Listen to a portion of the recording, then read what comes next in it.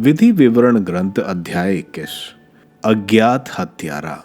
यदि उस देश में जिसे प्रभु तुम्हारा ईश्वर तुम्हारे अधिकार में देगा कोई मरा हुआ व्यक्ति खेत में पड़ा मिले और किसी को यह मालूम नहीं कि उसकी हत्या किसने की है, तो तुम्हारे नेता और तुम्हारे न्यायाधीश वहां जाकर नापें कि मरा हुआ व्यक्ति निकटवर्ती नगरों में कितनी दूरी पर पड़ा है।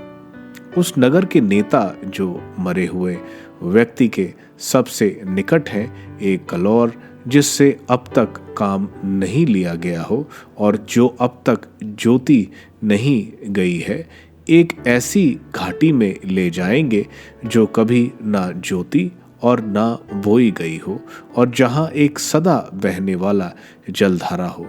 वह उसी घाटी में कलौर का गर्दन तोड़ेंगे।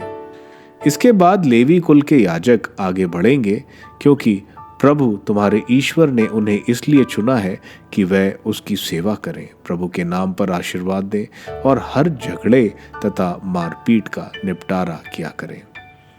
उस मारे हुए व्यक्ति के निकट नगर के सब नेता जलधारा के पास मारी हुई कलौर के ऊपर अपने हाथ धोएंगे और ये कहेंगे, हमारे हाथों में ना यह रक्त बहाया और ना हमारी आंखों ने यह हत्या देखी है। प्रभु तूने इज़राइल का उद्धार किया है, तू इस हत्या का दोषी अपनी प्रजा इज़राइल पर नहीं लगा। निर्दोष व्यक्ति का रक्त अपनी प्रजा पर नहीं पड़ने दे। इस प्रकार रक्तपात का प्रायश्चित किया जाएगा और तुम निर्दोष के रक्तपात का अपराध अपने बीच से दूर करोगे, क्योंकि तुमने वही किया होगा जो प्रभु की दृष्टि में उचित है। युद्धबंदी स्त्रियां। यदि तुम अपने शत्रुओं के विरुद्ध लड़ने जाओ और प्रभु तुम्हारा ईश्वर उन्हें तुम्हारे हाथ में दे दे, तो तुम उन्हें बंदी बनाकर ले जाओ। तो यदि तुम उन बंदियों में किसी सुंदर स्त्री को देखकर उसे चाहने लगे तथा उससे विवाह करना चाहो, तो उसे अपने घर ले आओ।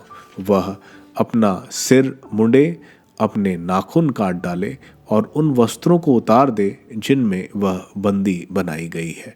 फिर वह तुम्हारे घर में रहे और महीने भर अपने माता पिता का शोक मनाए।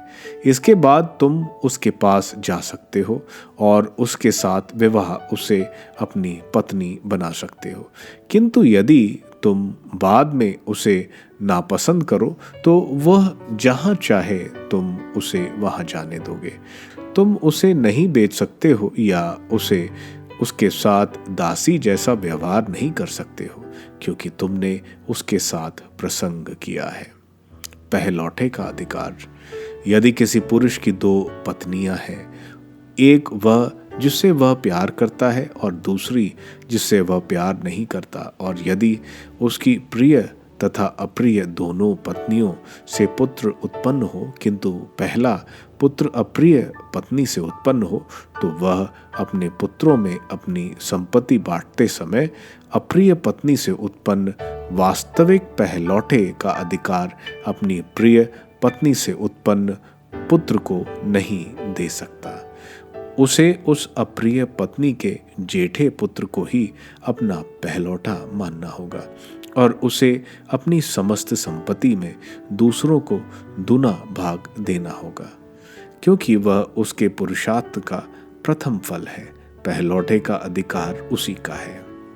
दुराचारी पुत्र। यदि किसी का पुत्र हठी और उद्दंड हो और ना अपने पिता और ना अपनी माता की बात सुनता है और ना उनके समझाने पर नहीं उनकी मानता हो, तो उसके माता पिता उसे नगर के नेताओं के पास अपने नगर के फाटक पर ले जाकर अपने नगर के नेताओं से कहें, हमारा यह पुत्र हठी और उद्दंड है, यह हमारी बात नहीं सुनता, यह चरित्रहीन और पियक्कड़ हो गया है। तब नगर के सब लोग उसे पत्थरों से मार डालेंगे। इस प्रकार तुम अपने बीच से यह बुराई दूर कर दोगे। सब इज़राइली यह सुनकर भयभीत हो गए। प्राणदंड। यदि किसी ने मृत्यु दंड पाने योग्य अपराध किया और कांट पर लटका कर उसका वध किया जाएगा, तो उसका शव रात भर काट पर नहीं छोड़ा जा सकता है। तुम उसी दिन उसका दफन करोगे, क्योंकि जो काठ पर लटकाया गया है वह प्रभु द्वारा अभिशप्त है। प्रभु तुम्हारा ईश्वर तुम्हें विरासत के रूप में जो देश देने वाला है, तुम उसे दूषित नहीं करोगे।